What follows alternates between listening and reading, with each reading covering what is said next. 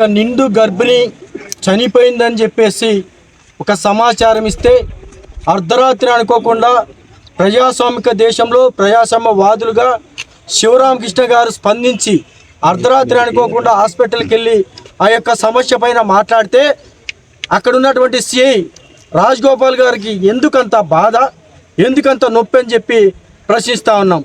ప్రజాస్వామ్య దేశంలో ఎవడైనా సరే ఏదైనా సరే అడిగే హక్కు ఉంటుంది.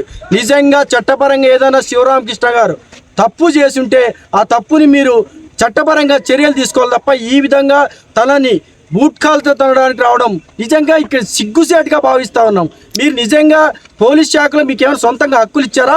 అందుకే మహనీయులు డాక్టర్ బాబాసాహెబ్ అంబేద్కర్ గారు స్వతంత్ర భారతదేశం అందరికీ హక్కులు ఇచ్చారు. తన్నే హక్కు కొట్టే హక్కు పోలీసులకు లేదు.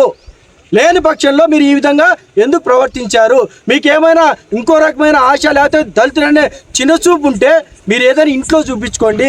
ప్రజాస్వామ్య దేశంలో పబ్లిక్లో కాదు.